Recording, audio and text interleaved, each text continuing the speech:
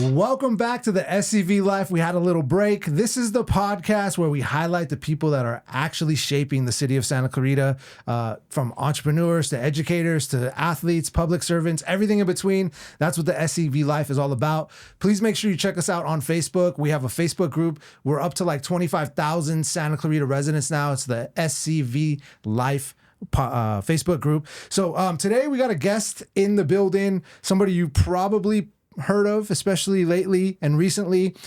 Denise Lite is here. She's a Santa Clarita-based attorney, former city council candidate, and until recently a planning commissioner for the city of Santa Clarita. But she's no stranger to public service, no stranger to public controversy lately. So today we're going to dive into who she is and how she serves our community and what's really going on behind the scenes and all the headlines. So Denise, how are you doing today? I'm great. How you doing? I'm good. So the people don't know this, but this is the first time I'm meeting you. Correct. Which is kind of different than how I typically operate. When I invite somebody onto the pod, it's usually like a good friend of mine, somebody that I have like a history with. And, so it'll be a little different. I'm getting to know you as we talk and chat. Thanks so much for inviting me. I appreciate it. Yeah, absolutely. I'm glad you're here.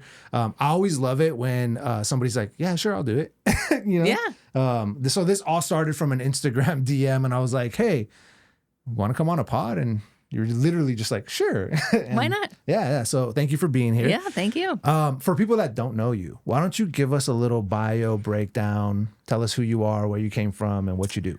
Well, as you said, my name's Denise Lite. I'm a 15-year resident of Santa Clarita. I moved out here 15 years ago when I started dating my now husband, John Lite.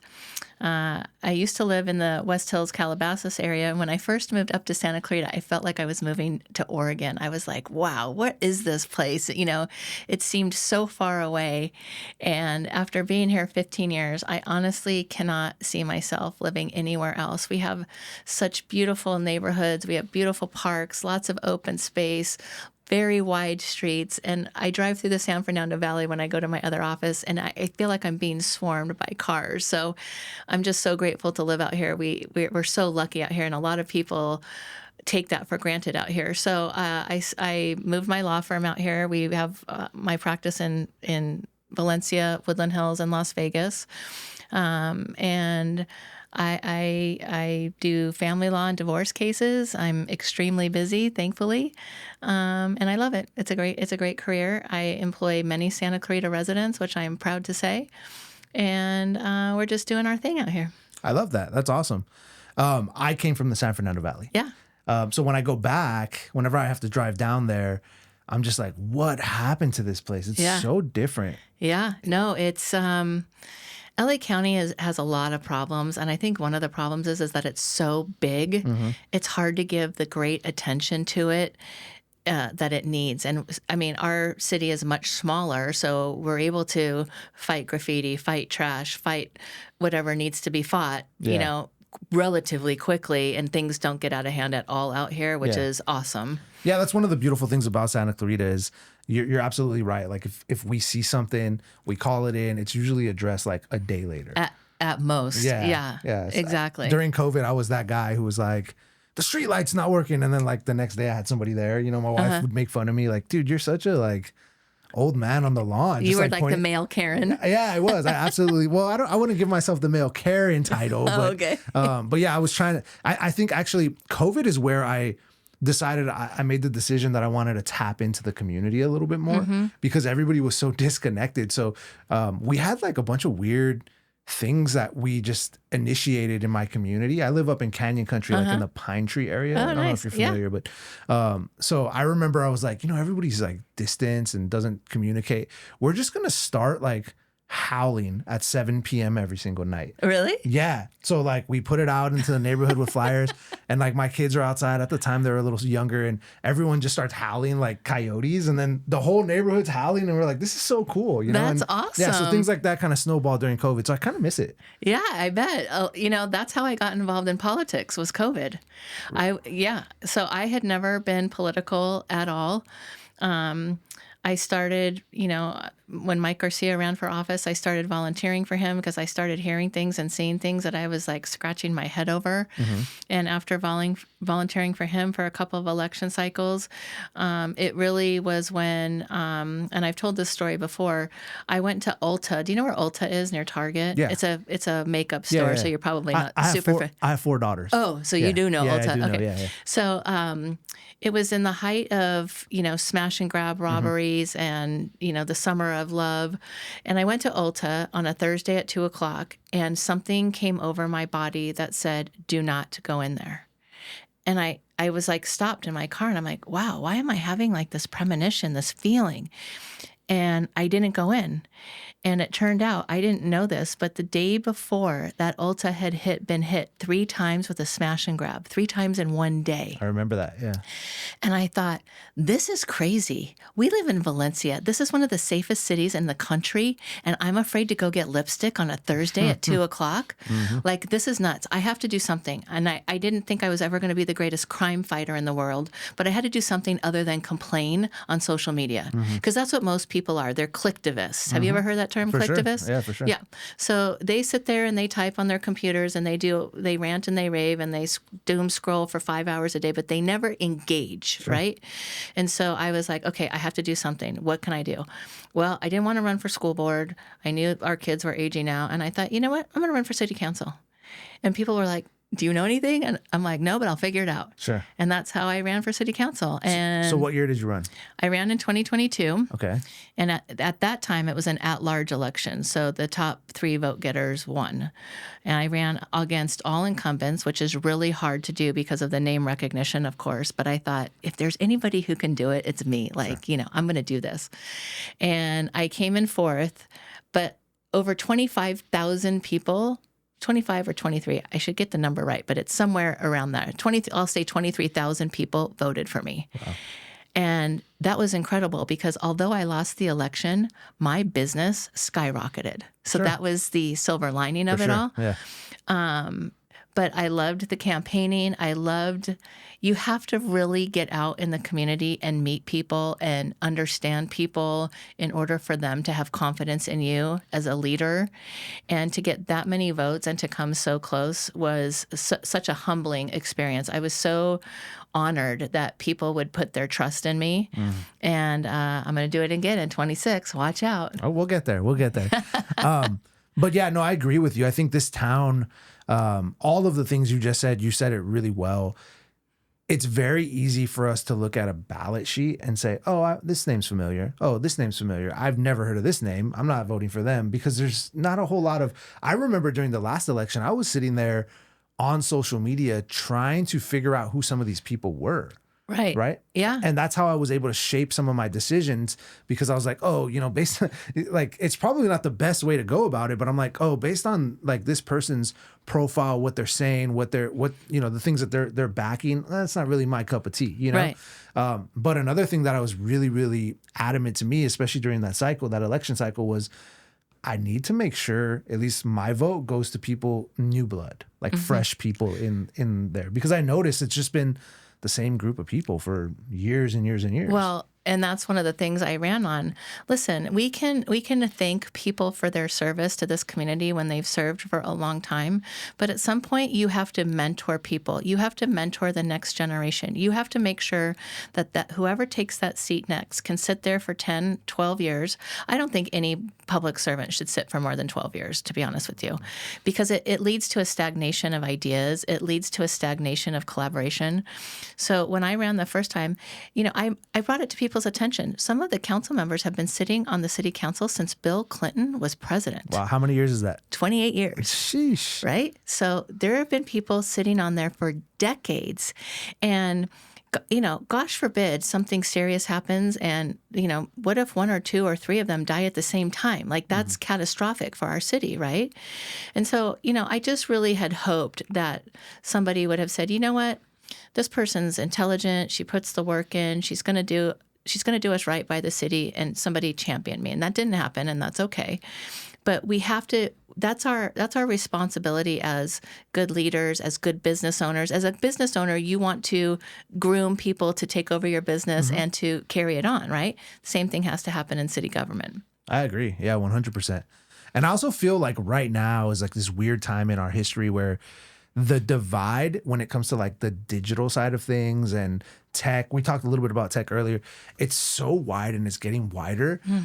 And unfortunately, like that big age gap between like, I have no idea what this is and this is how things are going forward, and you have to get used to it, is so wide that I feel like sometimes when you don't have representation generationally across the board, not just, not just districts or, but like the generational representation is pretty key. Millennials need to be represented. I don't even, what's before millennials, whatever, or right after us. Gen Z. Gen Z needs to be represented, right? And unfortunately, I feel like my personal opinion is they're not represented currently. You have a couple people in there who like, they're there. Yeah, Councilmember Gibbs does a great job. Yeah, absolutely. He's funny too. He's super funny.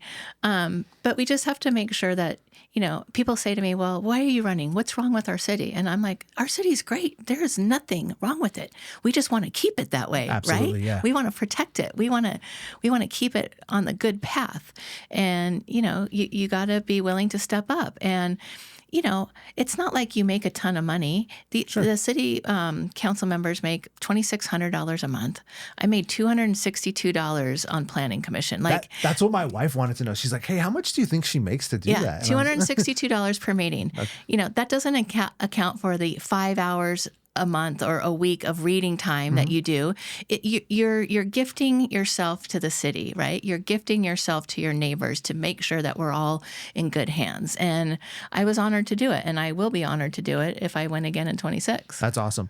What were your like core values or the issues that you wanted to bring attention to the last time you ran for the council position? Definitely public safety. I don't know if you have a understanding about what's going on with our sheriff's department, but we're a contract city, right?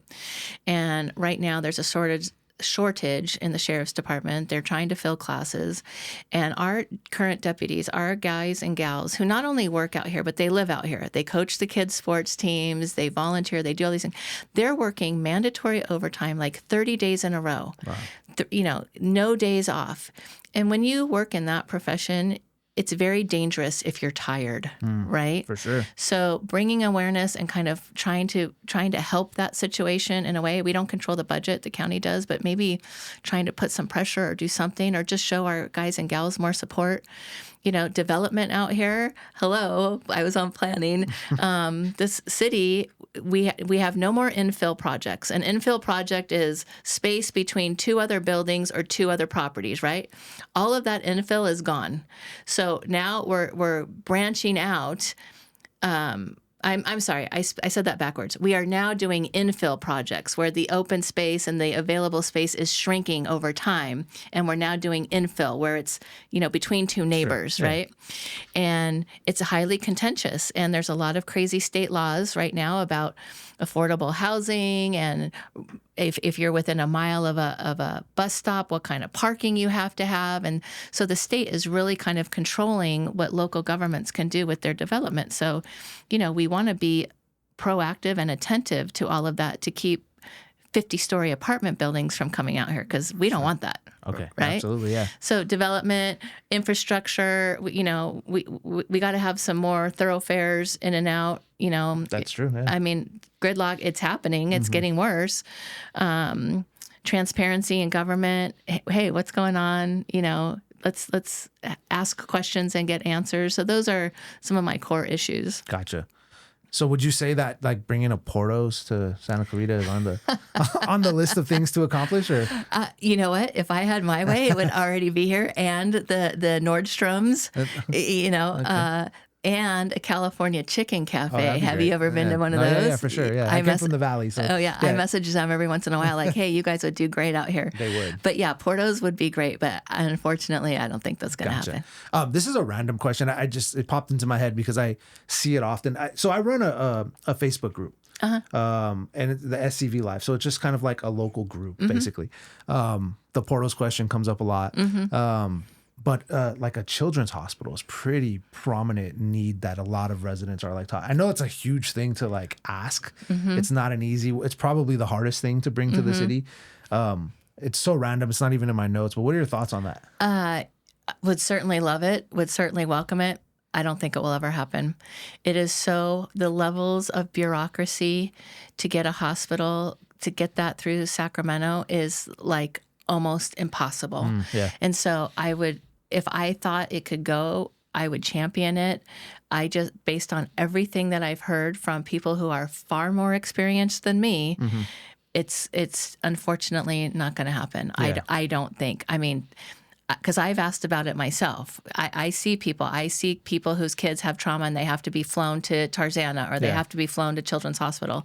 So I completely appreciate the concern, but based on what I've been told from people who have been doing this much longer than me, I don't think that's going to happen. And that makes sense. Yeah. I mean, I'm already about to age out with my kids. My kids are getting older, so wow, you look so young. I'm gonna stop complaining soon. Like, no, it's not a complaint. It's a concern. For sure, concern. Yeah, I like that. Remember that. It's not a complaint. It's a concern.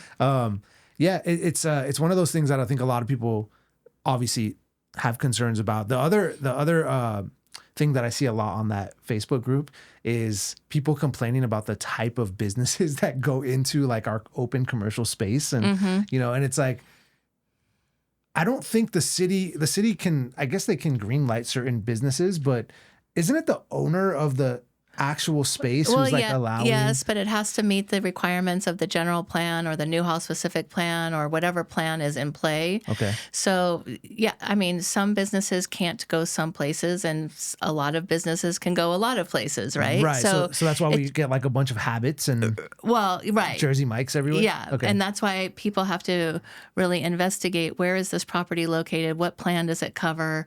What plan is it under? Yeah. Businesses can only come here if we can attract them, right? So I rest assured, I have no doubt that Santa Clarita is trying to attract a wide array of businesses, right? Like we would love to have more diversity in food chains or shopping. Right. I would love to have much more options at the mall. So it's not for a lack of trying. You have to have the numbers to support it. And I guess certain businesses don't think that we have the numbers to support it, because let's face it, Santa Clarita is asleep by 9 p.m. Oh yeah, absolutely. Right? I hate it. Yeah. So, that's why Saddle Ranch couldn't sustain itself, probably in part. So businesses, they're smart. They crunch numbers. They know if they can sustain themselves out here or not. Yeah. And to people watching, like if you're concerned that we just keep opening Starbucks out here, stop going to Starbucks. I mean, they're not going to open the Starbucks if they don't have the data that shows that people are going to come to that Starbucks. Right. So Canyon Country residents love Starbucks, apparently. Well, a new Dutch Brothers is coming out to Canyon Country. Where? You'll find out. Oh, come on. Don't give us a teaser. That's my little teaser. Okay, no, cool. Dutch Brothers is coming out. Is this an exclusive? Like, is it for sure? Oh, it's for sure. Oh, yes. Oh, yeah. Okay. So if you want to, try something other than Starbucks, try the Dutch Brothers that's coming. I'm not a big fan of Dutch Brothers. You know what? Some people are, some people aren't, but I would like to support them and, give them a shot. Absolutely. Different strokes for different folks. Yeah, absolutely. My daughter loves Dutch Bros. So there it is. All right. I want to talk a little bit about, so you ran for city council, you fought a good fight, just a hair too short. The people that you ran against offered you a position as the planning commissioner. One of the council members, Councilmember West, she was an opponent. She prevailed. Last September, there was a vacancy in the planning commission, and she asked me if I wanted it, and I said yes. Real quick, do we know why the previous planning commissioner vacated the position? He had been there for over 20 years. I want to say 24 years, but I'll just say 20 years. Okay. And he was an older gentleman, and he was probably, ready to retire. Ready to relax. Yeah. Okay. Yeah. So they offered you that position. You took the position. I did. And then what was that experience like for you? It was a great experience. I loved diving in and learning what was coming, what concerns people had. When there's a planning commission hearing, people write in or they attend meetings to talk about their issues, their concerns. And, being in the law field, you have to be a really good listener. You have to be a collaborator. You have to be aggressive when needed. But I really liked seeing concerned citizens, spend their Tuesday night, come and say, hey, this project is fine, but, we're really worried about this. Like, I admired them for putting in the time. Yeah. Right. So, and I liked, reading the materials. I mean, we would always get a packet of materials this thick about what was going on, what the rules are, what the city staff recommended, and then we could add to it, change it, delete it, whatever we wanted to do. So the planning commissioner appointment, is that kind of like an advisory role? Or Yes. Okay. So the planning commission, they make recommendations, they do draft conditions of approval, make suggestions, and then it either goes up to city council or doesn't, depending on what kind of project it is. But Gotcha. yes, it's an advisory committee. Gotcha. Yes. Okay. I want to say, so some of those city council meetings, like I've watched a few of them online, and obviously more and more I'm starting to watch them, but I've watched them for many years actually. Man, some of those people are just really good at their speech. I'm just like, whoa, you're a good, you're a wordsmith.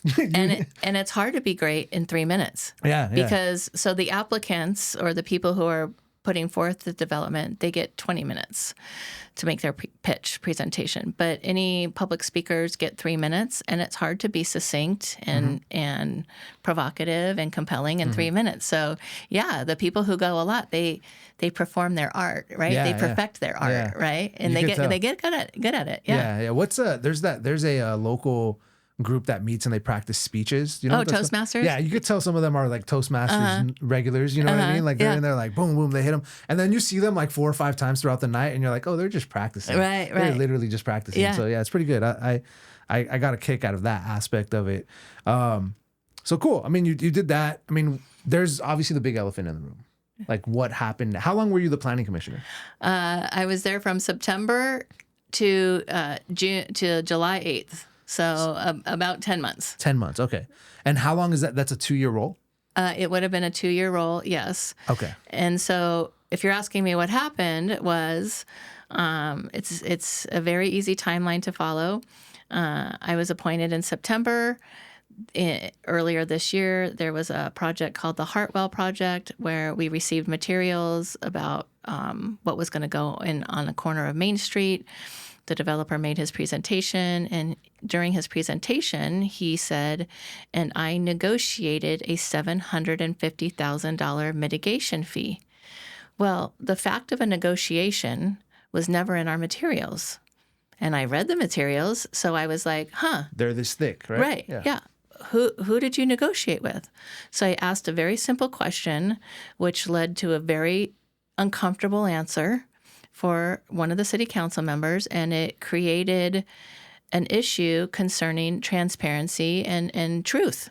And she did not like that. The following month, another project came up, and another $325,000 was brought up in that project.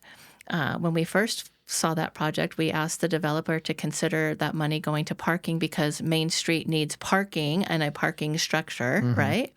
And he said, fine, whatever. And then when he came back, he said, well, I want my $325,000 fee to go to Hart Park. And I was like, well, whoa, no, this should benefit the entire city, parking, right?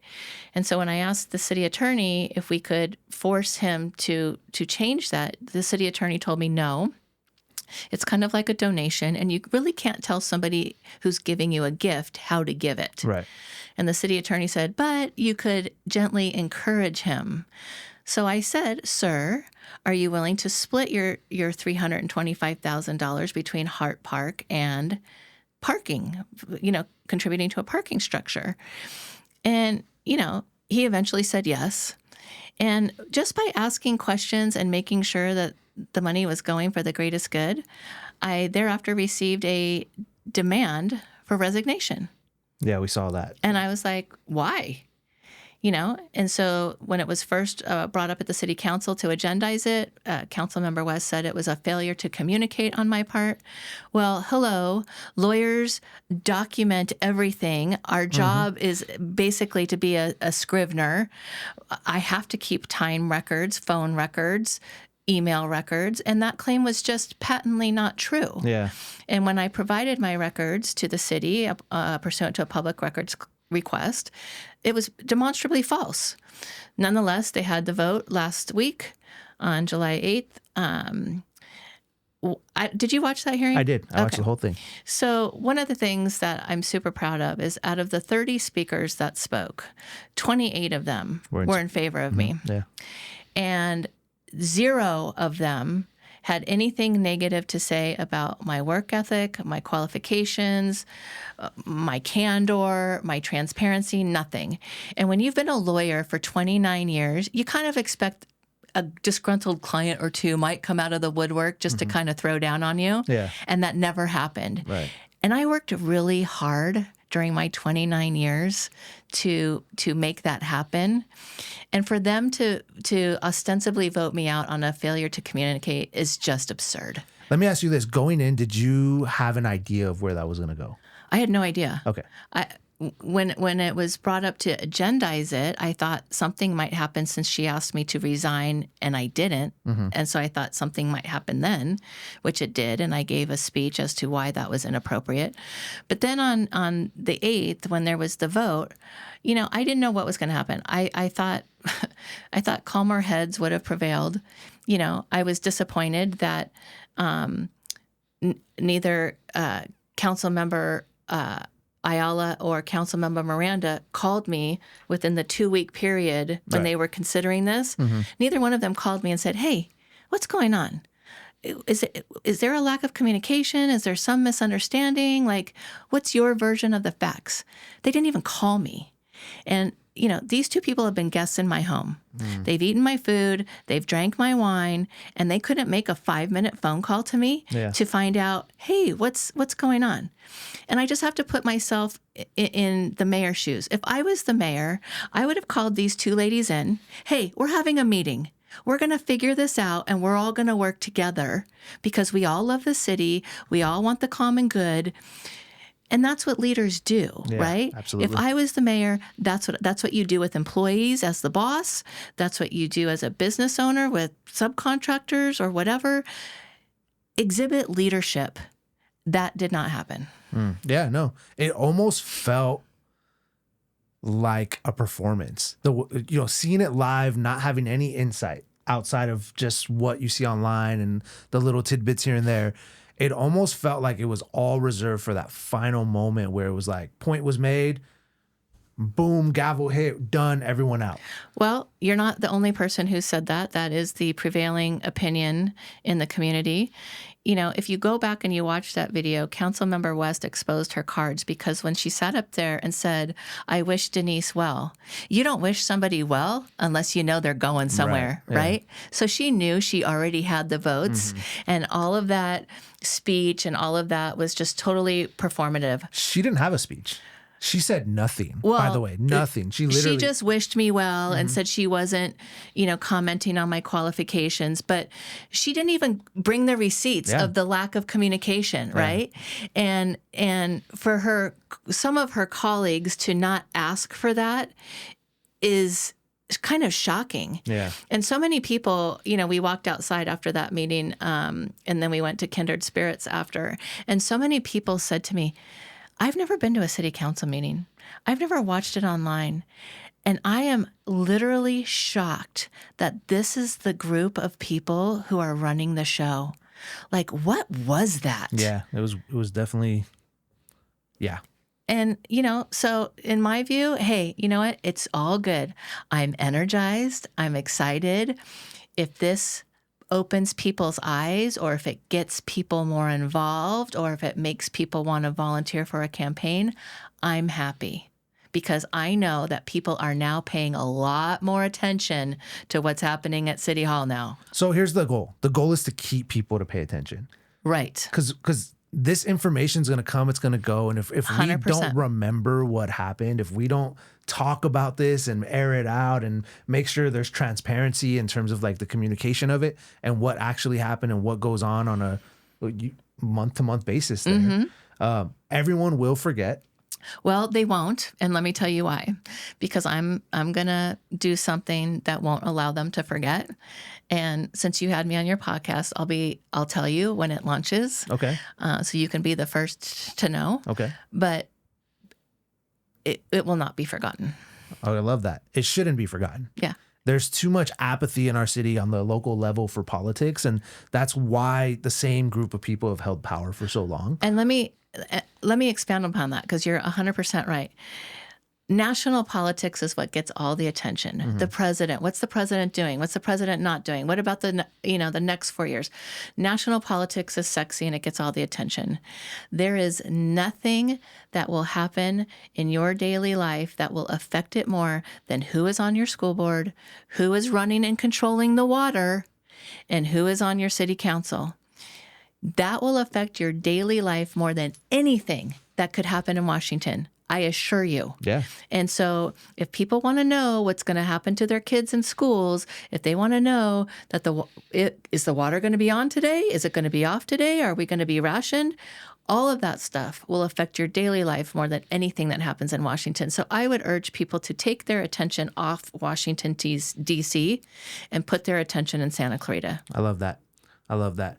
We're getting real short on time. Oh, okay. Sorry. So what I want to do is, I know you made an announcement the next day, even that night. I did. I would love for you to make the announcement here, so at least the people that follow us here, the people on the SCV Life, they can know what came out of that. What was the silver lining of that situation? The silver lining of being removed from the Planning Commission is that I announced my intention to run for City Council for 2026. I live in District 2. That seat is up for election. That does not mean if you do not live in District 2 that you shouldn't be concerned. You should be talking about it. You should be volunteering. You should be walking for your preferred candidate. You should be donating, even if it's $50, to say, I support you. I support your job for transparency. Because if we don't get people who value truth and honesty and transparency, we're doomed. Yeah. We're doomed. So yes, Denise Lite, 2026 City Council, District 2. I love it. Who sits in District 2 right now? Right now, Councilmember Miranda would be an opponent. I've heard he's not running again. I don't know if that's true or not. I haven't asked him. Mm-hmm. But he would be one of my opponents. Are there any other seats up? Yes. And for anybody to run there, for any incumbent to run, both council members, West and McLean, would have to move from their current residences if they wanted to be able to run again. Gotcha. Okay. Yeah. So as we part here, do you have any last words? Anything you want to just tell the people of Santa Clarita? Any parting words? Yeah, we live in a great city. We have great neighbors. We come together. We have the most nonprofits in any city that I have ever been involved with. We have so many things to be thankful. And when times get tough, just be grateful and it'll pass. And stay tuned and get involved. When you win in 2026, could we have you back on? Yeah, of course. All right, let's do it. Definitely. Well, thank you for coming out. Thanks. I really appreciate it. Thank you. It was really fun. I appreciate it. Awesome. All right, cool. Bye, everybody.